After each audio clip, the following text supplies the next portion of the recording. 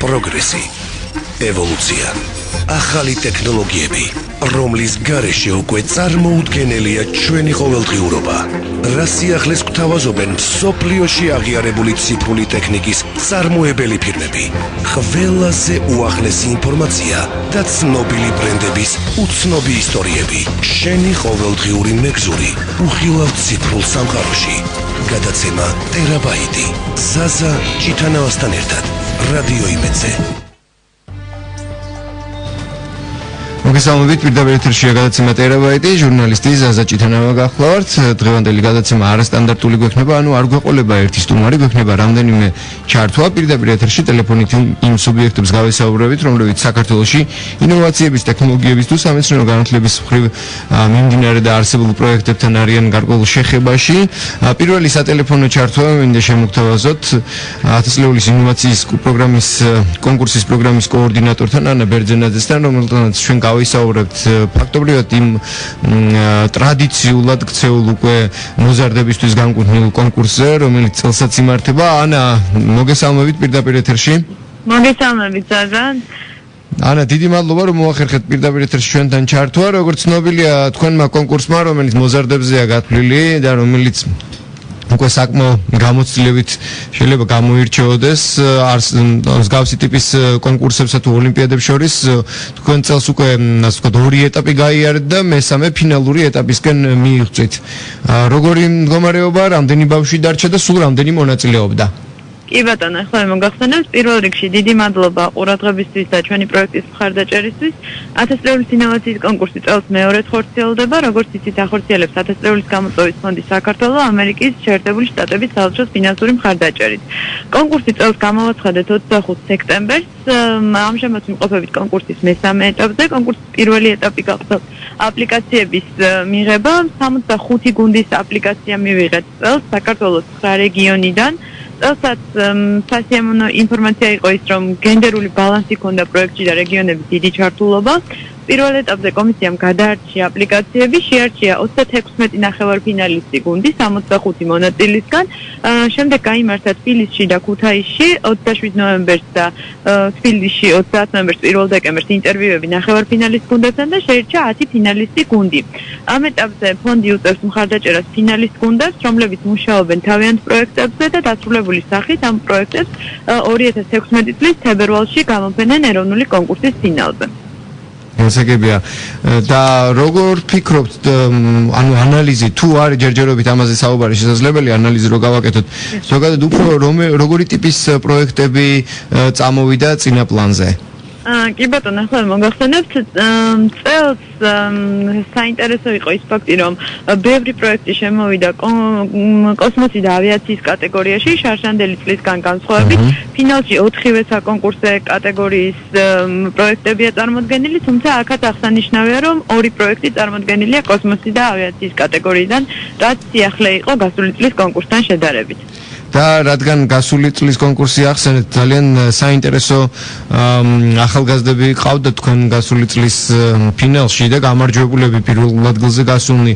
მათთან მიმართებაში პროექტების ასე ვთქვათ პრაქტიკულ ფორმატში გადასვლასთან დაკავშირებით ხო არაფერია სიახლე ხო არ ქონიათ ვინმესგან კონკრეტული შეთავაზებები, რა მდგომარეობაშია მათი პროექტების? კი ბატონო, ახლა გეტყვით, ჩვენ რეგულარულად ვცდილობთ რომ დავეხმაროთ მოსწავლეებს თავიანთი პროექტების კომერციალიზაციაში. ამ საკითხთან დაკავშირებით ბევრი შეხვედრა გავმართეთ ჩვენი კონკურსის ფინალისტებსა და კერძო სექტორის წარმომადგენლებს შორის.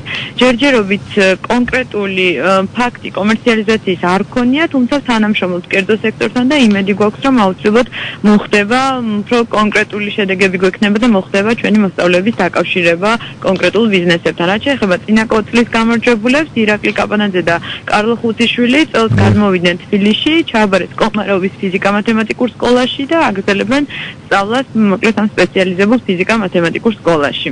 გასაგებია. უღრმესი მადლობა პირდაპირ ეთერში დიალოგისთვის, წარმატებებს გისურვებთ და იმედი დიდი მადლობა და წარმატებებს გისურვებთ. მადლობა, იმედი გვაქვს, რომ ხარისხი, რომლებიც იმ პროექტებისა, რომლებიც იმარჯვებენ თქვენთან, ასევე იქნება უფრო მაღალი წელს ვიდრე შარშან და ეს იქნება ძალიან კარგი მაჩვენებელი, რადგან შარშანაც ძალიან მაღალი დონის შედეგები ჰქონდა ამ მიმართულებით. ახლა კი მორიგ სატელეფონო დიალოგს შემოგთავაზებთ. სან-დიეგოს სახელმწიფო უნივერსიტეტის საზოგადოებასთან ურთიერთობისა და განვითარების დირექტორი ელინე ალოდაშვილია. ხაზზე ელინე, მოგესალმებით. მოგესალმებით. ელინე, ჩვენი თქვენთან დაკავშირება და პირდაპირ ეთერში ჩართვის შემოთავაზება განაპირობა მხოლოდ ერთმა რამემ, რომ სან-დიეგოს სახელმწიფო უნივერსიტეტის საქართველოში შემოსვლა წელს ალბათ ერთ-ერთი ღირსშესანიშნავი მომენტი იყო, რადგან ინოვაციების და თანამედროვე ტექნოლოგიების ქვეყანაში დანერგვისა თუ განვითარების მიმართულებით განათლების კუთხით სან-დიეგოს სასწავლებელი, ასე ვთქვათ, მნიშვნელოვანი ობიექტია და საინტერესოა გამართლდა თუ არა უცხოელი პარტნიორების მოლოდინები საქართველოში არსებული ამ მიმართულებით რესურსების და პოტენციალის კუთხით და როგორია თქვენი სამომავლო გეგმები? მოგესალმებით კიდევ ერთხელ მსმენელებს მივულოცავთ ამდენ ახალ წელს. ძალიან დიდი მადლობა რომ დაგვიკავშირდით. მინდა მოგახსენოთ რომ 2015 წელს სან-დიეგოს სახელმწიფო უნივერსიტეტის საქართველოში შემოსვლა იყო ნამდვილად უნიკალური შემთხვევა. პირველად საქართველოში ხორციელდება მსგავსი პროექტი და არა მხოლოდ საქართველოში, არამედ ამიერკავკასიაში.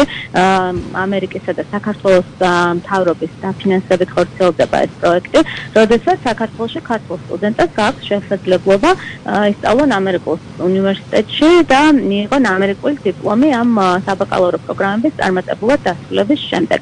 ეს არის საერთაშორისო აკრედიტაციის პროგრამები, ანუ თვითონ მსოფლიოში არის აკრედიტებული და რა თქმა უნდა, როდესაც სტუდენტები დაამთავრებენ ამ პროგრამებს, ისინი საერთაშორისო ბაზარზე უფრო თქვათ მოთხოვნადი იქნებიან და რა თქმა უნდა უფრო მაღალი დონის საერთაშორისო დონის განათლებას მიიღებენ.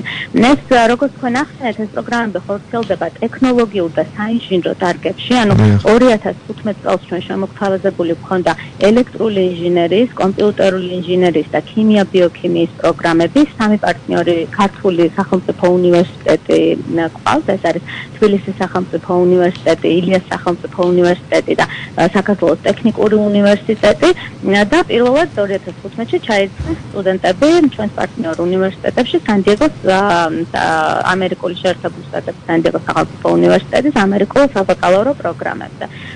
ძალიან წარმატებული აღმოჩნდა ეს პროგრამა წელს იმ კუთხით, რომ პირველ რიგში ჩვენ შევძლებთ რომ მიგვეღოთ ძალიან წარმატებული ბავშვები, მათი ძალიან სტუდენტები, რომლებიც ჩაირიცხნენ, მათ დაფიქსირებული ჰქონდათ ეროვნულ გამოცდებზე უმაღლესი ქულები, ამიტომ რა თქმა უნდა გასაკვირი არ იყო უკვე ისიც, რომ მათ სწავლა უკვე ეს პროგრამები ინგლისურ ენაზე ხორციელდება და თვითონ ლექციებს ამერიკელი პროფესორები ატარებენ და ქართველი პროფესორებიც, რომელთა გადამზადებას მოხდა ამერიკაში, სან-დიეგოს სახელმწიფო უნივერსიტეტში, მაგრამ ქართველი პროფესორებიც ინგლისურად ატარებენ ამ ლექციებს, იმიტომ რომ ინგლისურად არის აკრედიტებული ეს პროგრამები და ამ ბავშვებმა, ანუ სტუდენტებმა პირველ წელსვე ძალიან მაღალ დონეზე შეძლეს ამ პროგრამების დადლევა და აჩვენეს ძალიან კარგი რეზულტატები პირველი სემესტრი ძალიან წარმატებით დახურეს. ესე რომ ძალიან მოხარულები ვიყავით ამ შედეგით. 2016 წელს სან-დიეგოს სახელმწიფო უნივერსიტეტი სიახლეებით ხდება, ანუ 2016 წელს ჩვენ შევთავაზებთ ქართულ სტუდენტებს კიდევ ერთ დამატებით საბაკალავრო პროგრამას. ეს იქნება საბაკალავრო პროგრამა კომპიუტერულ მეცნიერებებში. მათ უკვე შეუძლიათ ამ საბაკალავრო პროგრამაზეც ისწავლონ საქართველოში. როგორც იცით, ამ 4 წლის პერიოდში მათ შეუძლიათ 1 წელის ან 1 სემესტრის სწავლა განაგრძონ ამერიკის შეერთებულ შტატებზე, კალიფორნიის შტატებში, კალიფორნიის კამპუსზე და 2016 წლიდან უკვე დაიწყეს პირველი ჯგუფის გაგზავნას ქართული სტუდენტებსაც კალიფორნიის კამპუსზე და მივიღებთ აგრეთვე ამერიკელ სტუდენტებს საქართველოში. ანუ გაცვლითი ვიზიტები დაიწყება უკვე 2016 წლიდან. როგორც იცით, ჩვენს პარტნიორ უნივერსიტეტებში ჩვენ ვანახლებთ ინფრასტრუქტურასაც, ეს პროექტის ნაწილია და ამ კუთხითაც გეგმება, ანუ დამატებითი ლაბორატორიების და საკვლევო ოთახების გარემონტება. ჩვენთან ელენე არსებობს არაერთი რობოტიკის სკოლა, იგივე საინჟინრო მიმართულებით გადასამზადებელი ცენტრები, მასშტაბები, ასე ვთქვათ, სადავოა და პროგრამები არის მრავალფრივი, ასე ვთქვათ, ამ მიმართულებით არსებობს გარკვეული სივრცეები და სამომავლოდ ალბათ ბავშვები, რომლებიც საინჟინრო ტექნოლოგიური მიმართულებით განათლებისკენ გაიხედავენ და ამ მიმართულებით გადაწყვეტენ, რომ ჩააბარონ, მათ ალბათ უკეთესი ბაზა ექნებათ ვიდრე დღეს. მაგრამ თქვენთან ასეთ კითხვა მაქვს, როგორია არსებული მდგომარეობა, გასაგებია რამდენი ალბათ არ იქნება სრული პროცენტული მაჩვენებელი, ასე ვთქვათ, მაქსიმალური იმ ბავშვებისა, რომლებმაც თქვენთან ჩააბარეს, ანუ კარგი მომზადების კუთხით, ისურვებდით, რომ ასე ვთქვათ, საბაზისო მომზადება ამ ბავშვებისა იყოს უფრო მეტი, უფრო მაღალი, თუ ახლა არსებული რეალიები აკმაყოფილებენ იმას, რომ თუნდაც სან-დიეგოს სახელმწიფო უნივერსიტეტში მათ, ასე ვთქვათ, კარგი ბაზაზე დაფუძნებულებმა გააგრძელონ შემდეგ უკვე უმაღლესი განათლების მიღება. იცით, პრინციპში ამჟამად წელს რა სტუდენტებიც მივიღეთ, როგორც მოგახსენეთ, ეს ყველა არის აბსოლუტურად წარმატებული, ძალიან კარგად მომზადებული, უნიჭიერესი ბავშვები არიან. ერთადერთი რაც ვთქვათ, იყო რაც შევამჩნიეთ, ეს არის, რომ ბევრმა სტუდენტმა ვერ შეძლო ჩვენთან ჩაბარება სურვილისა მიუხედავად იმის გამო, რომ ინგლისურ ენაში ისინი არ იყვნენ სათანადოდ მომზადებულები. შესაბამისად, ანუ ენის პრობლემა, ხო? კი, ამ კუთხითაც რომ მოხდეს, ვთქვათ, ალბათ რაღაც, ამიტომ გადავწყვეტეთ ჩვენ ზუსტად, რომ წელს შევთავაზებთ აბიტურიენტებს უკვე ძალიან პატარა წინა წელს რომ მქონდა ინგლისურ ენაში მოსამზადებელი კურსები, მაგრამ ტექნოლოგიური ინგლისური ენა მაინც სხვა აღმოჩნდა, ამიტომ ჩვენ სტუდენტებს პირველი კურსის დაწყებამდე შევთავაზეთ კიდევ ორკვირიანი მოსამზადებელი ესეთი STEM აკადემია დავარქვით, რომლის ფარგლებში ისინი გაეცნენ, ვთქვათ, როგორც იმ საგნებს, რომლებსაც ისწავლიდნენ წელს, აგრეთვე ამერიკული სწავლის, ვთქვათ, თავისებურებებს, იმიტომ რომ განსხვავებულია როგორც შეფასების სისტემა, აგრეთვე განსხვავებულია თვითონ სწავლის მიდგომა და ასე შემდეგ და ამ კუთხით ჩვენ ვფიქრობთ, რომ წელსაც აბიტურიენტებს შევთავაზოთ ესეთი პატარა STEM აკადემიები, სადაც აინტერესებულ სტუდენტებს შეუძლიათ მობრძანდნენ აიმაღლონ თავისი, ვთქვათ, ცოდნა STEM დარგებში, ინგლისურ ენაში და აგრეთვე, ვთქვათ, გაერკვან იმაში, თუ რატომ არის ეს STEM დარგები მნიშვნელოვანი, როგორც ქვეყნის, ანუ კონკრეტულად ჩვენი ქვეყნის მომავლისთვის და განვითარებისთვის, აგრეთვე საერთოდ მსოფლიოში რატომ არის აი 21 საუკუნეში ასევე დიდი აქცენტი გაკეთებული STEM დარგებზე. ამიტომ გვინდა ძალიან რომ შევთავაზოთ აბიტურიენტებს წელს უკვე მოსამზადებელი კურსები. უგულოს მადლობას მოგახსენებთ ელენე და წარმატებებს გისურვებთ.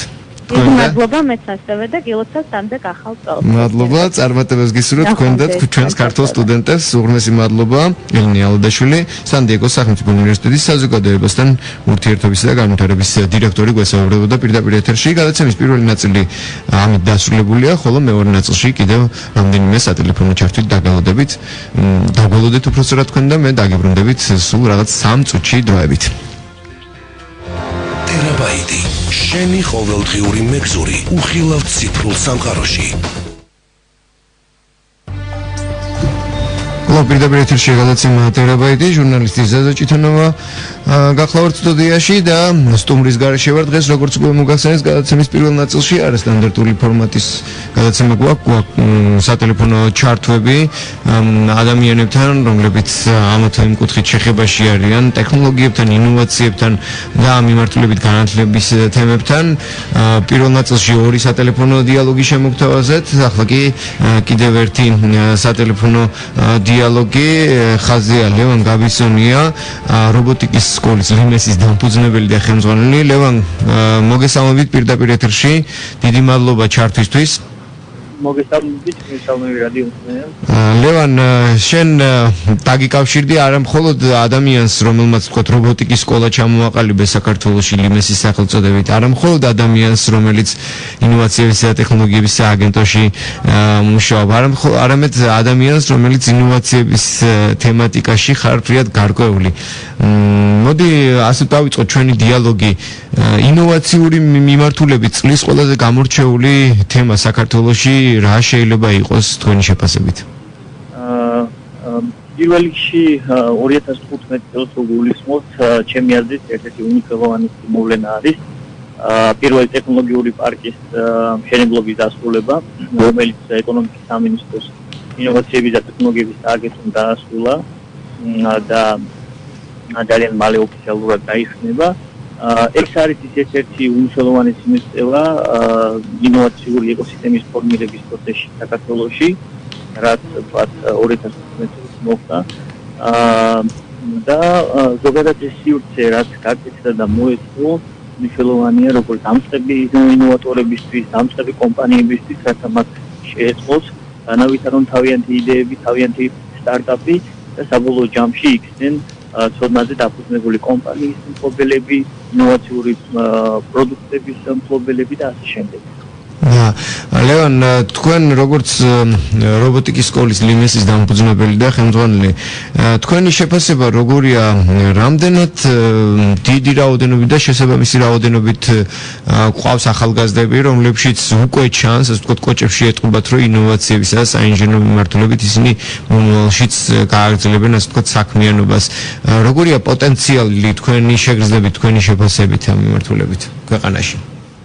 ჩვენი დაკვირვებით და ჩვენი ორწლიანი გამოცდილებით შემიძლია გითხრათ, რომ ნამდვილად ინოვაციურად და სტруქტურულად მოაზროვნე თაობა მოდის. უმნიშვნელოვანესი არის მათი ხელშეწყობა და მათი იდეების განხორციელების პროცესში მიხმარება.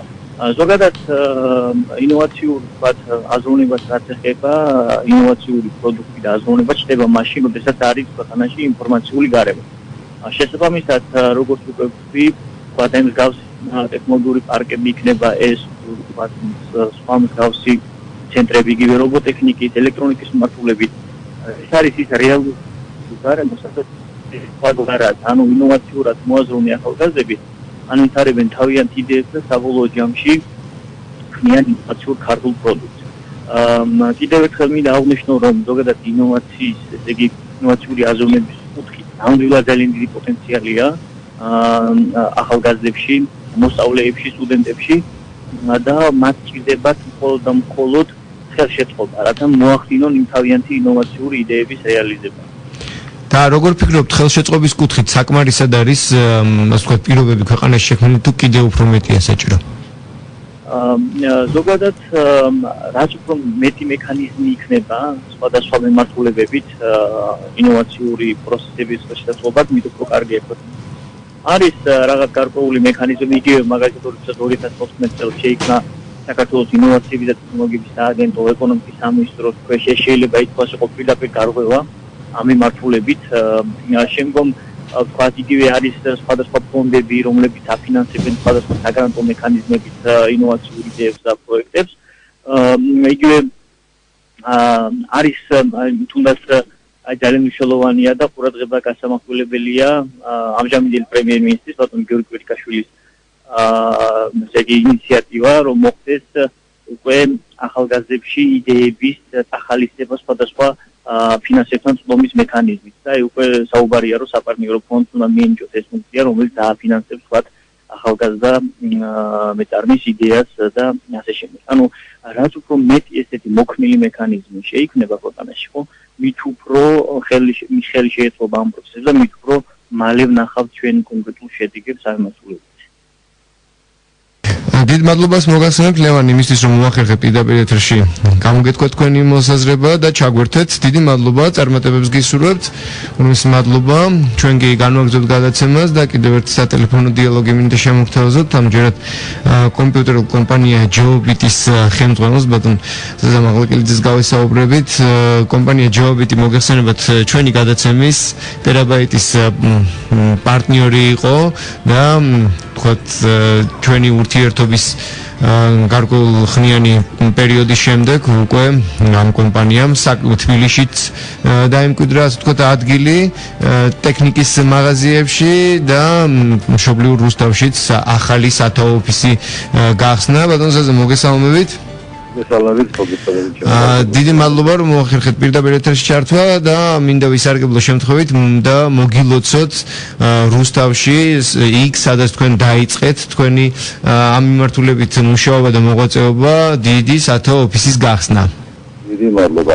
უმეტესი მადლობა. მოდი ასე ვიტყვით, ელიში რომ მოგესალმებით თქვენ უნივერსალები რადიო იმედის ერთგულ სტენს პროგრამას ფინანსა რა თქმა უნდა მინდა მოგილოცოთ ამბები ახალწელი საუკეთესო სურვილებით რა მართალს განდებით ჩვენ ერთ პატარა ოცნება ავიხსნით რომ ქალაქ რუსთავში გავხსენით ახალ ოფისი რამაც ფოტოშოპის მინდა აქ აღნიშნო რომ საკმაოდ ლამაზი გახსნა გამოგვივიდა იმ სახელობის რომ ამ გახსნაში ბევრმა პრობლემებმა სახებმა მიიღო მონაწილეობა მუსიკოსებმა ისედაც მუსიკოსები იყვნენ მუსიკოსები იყვნენ ამიტომ გავახარეთ ჩვენი ქალაქის რუსთაველი მოყვარულების იმედები და გავახარეთ მათი გულები მაგრამ არა მარტო ქალაქ რუსთავზე ჩვენ საუბარი ესწამონი უკვე ცნობილი არის საყოველთაო ჩვენ უკვე დედაქალაქში შევედით და ჩვენ კარგად გახსოვთ რომ თქვენთან ერთად რადიო ენერგთან ერთად გეუბნებმა გააკეთა პრეზენტაცია თბილისის ოფისის გახსნის ყოველ შემთხვევაში და ის მე მგონი გვახსოვს რომ საკმაოდ ლამაზი და დროული იყო ეს ყველაფერი. მოკლედ ის კომენტა მე ამითი. ამით იმას ვავაბობ ჩვენ რომ აი კომპანია ჯობიც უნდა რომ პირდაპირ მნიშვნელობით შეაყვაროს თავი ჩვენს მომხმარებელს. ამიტომ ჩვენი ხელი ყოველთვის არის მზად ამისთვის რომ მოემსახუროს ჩვენს მომხმარებელს არა მარტო მეორე რუსთავში აქ არის უკვე იმისა და რუსთავზე ამჯერად ყოველ შემთხვევაში ასე გვაქვს. უფლებას მომცემთ ჯეობიტის სახელით ორიოდეს თითქმის აი უახლოესი გეგმები თუ შეიძლება რომ ვთქვა. და პირველში ახალ წელზე მინდა დაუსვა ხაზი როგორც ყოველთვის ჯეობიტის ახალწლ პლატფორმები ადიციულად სერიოზული აქტივი საზაკლებებზე ხო საუბარი ზედმეტი არის აი მაგალითად შემიძლია თქვა რომ ნოუთბუქები ამ იგივე ლეპტოპები ჯეობიტის ხელში არის აი ორბიტიანი ლეპტოპები 5.6 ინჩიანი ეკრანები და ფანტასტიკურ ფასებში გვაქვს რა ჩვენ ამითი ვამაყობთ გვაქვს უამრავი საჩუქარი საახალწლო და უფლებას მომცეთ მე მიმართავ როგორც ჩვენს პოტენციალს პარაბელს არ გაუშვენ ეს შანსი და საახალწლო აქტებში მიიღო მონაწილეობა. თბილისში ვაზებშავლას და ჩვიდში და რუსთავში კიდე უკვე გვაქვს სათავო ოფისი. რაც შეეხება წელის გაფართოებას ვთქვათ ისევია ხოლმე ამასთან ნეკრონა ჩვენი სტრატეგიული მიზანია ზუსტად ეს რომ ცელური განვითარების გზა აღებული. ამი აქედან გამომდინარე ჩვენ უნდა რომ დედაქალაქში კიდევ რამოდენიმე სერვის ცენტრი დავამატოთ. ალბათ უკვე მომავალ წელში ეს უკვე რეალურად გასაგებია. მომავალ წელს ალბათ ეს თქვენი განვითარება კიდევ უფრო გაგრძელდება და დიდი მადლობა პირდაპირ ეთერში დიალოგისთვის. მადლობა. რადიონით უსაფრთხოების ადამიანებს გადაცემა ტერაბაიტს ძალიან კარგად დამაშავებული და მინდა კიდევ ეს აღმატებები გისურვოთ და ზოგადად ძალიან საქართველოს მადლობა. წარმატებები. დიდი მადლობა. კარგად ზანდებოდ წარმატებებს გისურვებთ ასევე თქვენს, როგორც პირადად ასევე თქვენ კომპანიას და კიდევ ერთი ბოლო ჩართვა ამჯერად ჩვენი დღევანდელი წლის გადაცემის ბოლო გადაცემაში ტერაბაიტის 2015 წლის ბოლო გამოშვებაში ბოლო სატელეფონო დიალოგი მინდა შემოგთავაზოთ ჩავის ზღვის საერთაშორისო უნივერსიტეტის ინოვაციების და ტექნოლოგიების ცენტრის ხელმძღვანელთან გიორგი უსანეთაშვილთან. გიორგი, პირდაპირ ეთერში ხართ, გესმით ჩემი? გამარჯობა, მოგესალმებით. გიორგი, საქართველოს ყველა ჩვენს გიორგი, დიდი მადლობა რომ მოახერხეთ ჩვენთან ჩართვა პირდაპირ ეთერში დიალოგი. გიორგი, თუ შეგიძლია გითხრა, შენ ხარ ინოვაციებისა და ტექნოლოგიების მიმართულებით სასწავლებელში, ასე ვთქვათ, კოორდინატორი. როგორია პოტენციალი, რესურსები და უახლოესი გეგმები ამ მიმართულებით?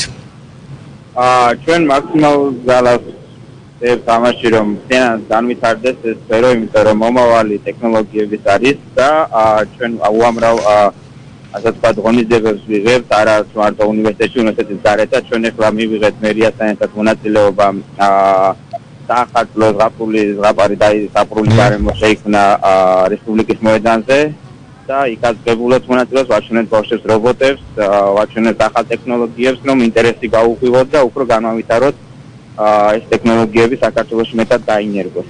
რაც შეეხება კიდე მომავალისთვის, ჩვენ ვცდილობთ, რომ უფრო რთული ტექნოლოგიები გამოვითაროთ ჩვენ უნივერსიტეტში და მივცეთ უცხო პირებსაც საშუალება, რომ ჩვენი ლაბორატორია გამოიყენონ და გააკეთონ რაიმე ახალი და შექმნან რაიმე სასარგებლო ხალხისთვის. თქვენ ვიცი რომ სკოლებს ეხმარებით რომ მათ განავითარონ რობოტიკის თუ ინოვაციური ცენტრის მიმართულება სამომავლოდ თუ გაქვთ კიდევ ამ მიმართულებით გარკვეული გეგმები მომავალ წელსაც კი აუცილებლად ჩვენ სკოლებში ჩვენ რამდენიმე სკოლას გავხსენით რობოტ კლუბი ჩვენი ძალებით ეს არის კომაროვის სკოლა, ასევე დემირელის სკოლაში გავხსენით ჩვენი დანარჩენი 15 სკოლიდან სამ-სამი საუკეთესო მოსწავლე ავიყვანე და უხსასწრებლად ბულგარიფულის გარეშე ვასწავლით მას რობოტულ ტექნოლოგიას და გარდა მაგისა მათთვის ვამზადებ საერთაშორისო ჩემპიონატს მაისში, რომელიც ჩატარდება ჩემის აზრით სამეცნიერო ბიბლიოთეკის დარბაზში და იქნება არაჩვეულებრივი ღონისძიება, სადაც მოწვეული იქნება სხვადასხვა ქვეყნის წარმომადგენლები სპეციალისტები, რომელიც წარადგენენ სამიათ ნამუშევრებს და მედია საქართველოს გაიმარჯვებს, იმიტომ რომ ეს იქნება პირველი საერთაშორისო ჩემპიონატი საქართველოში და ძალიან დიდი ყურადღებას ვაქცევთ ამას, რომ ჩატარდეს მაღალ დონეზე. ეს ჩემპიონატი რას მოიცავს? რაში იქნება ჩემპიონატი რობოტიკის მიმართულებაში? აქ იქნება ხაზზე მოსიარულე რობოტი, იქნება მანქანა, ბუდიანი მანქანა, რომელიც სწრაფით შეეჯიბრება სხვა მანქანებს. იქნება ასე ვთქვათ ავია პატარა მოდელები და იქნება თავისუფალი სფერო, სადაც ნებისმიერი სამეცნიერო ნაშრომის გამოტანა შეიძლება ბავშვებს თუ ახალგაზრდებს რაც იქნება შექმნილი. გასაგებია. ფაქტია რომ მომავალ წელს ძალიან საინტერესო გეგმები გაქვთ. დიდი მადლობა პირდაპირ ეთერში ჩართვისთვის. გიორგი უსანითაშვილი, შავი ზღვის საერთაშორისო უნივერსიტეტის ინოვაციებისა და ტექნოლოგიების ცენტრის ხელმძღვანელი გვერდთვებოდა პირდაპირ ეთერში. აი ესეთი მოზაიკური იყო ჩვენი დღევანდელი გადაცემა. წელს ჩვენ ფაქტობრივად ამ გადაცემით დავემშვიდობებით ერთმანეთს გადაცემა ტერაბაიტის ფარგლებში, მაგრამ მე დაახლოებით 2 საათში 5 საათიანი საინფორმაციო გამოშვების შემდეგ კვლავ დაგიბრუნდებით პირდაპირ ეთერში. ამჯერად გადაცემა უსმენთ ერთმანეთს იქნება პირდაპირ ეთერში და აქვე დავაანონსებ გადაცემის თემას. უბრალოდ თემა განსაკუთრებული და გამორჩეული სტანდარტული არ გვექნება. ვისაუბრებთ ახალ წელზე და ზოგადად რადიო მსმენელებს მოგეცემათ იმის საშუალება, რომ რადიო იმედის დახმარებით ერთმანეთს და თქვენთვის სასურველ ადამიანებს მიულოცოთ დამდეგი შობა ახალი წელი 2921188 2921189 ეს ნომრები დაელოდება თქვენს ზარებს რადიო მსმენელებო ზუსტად 5 საათიანი საინფორმაციო გამოშვების შემდეგ გადაცემაში უსმენთ ერთმანეთს. კიდევ ერთხელ გაგიმეორებ თქვენ გექნებათ იმის საშუალება, რომ რადიო იმედის ეთერით მიულოცოთ თქვენთვის საყვარელ ადამიანებს დამდეგი შობა ახალი წელი. გადაცემა ტერაბაიტი კი გემშვიდობებათ 2015 წლის ბოლო გამოშვება იყო ეს და ორმესი მადლობა იმისთვის რომ გვისმენდით დროებით. პროგრესი, ევოლუცია, ახალი ტექნოლოგიები, რომლის გარეშე უკვე წარმოუდგენელია ჩვენი ყოველდღიურობა. რა სიახლეს გვთავაზობენ მსოფლიოში აღიარებული ციფრული ტექნიკის წარმოებელი ფირმები. ყველაზე უახლესი ინფორმაცია და ცნობილი ბრენდების უცნობი ისტორიები.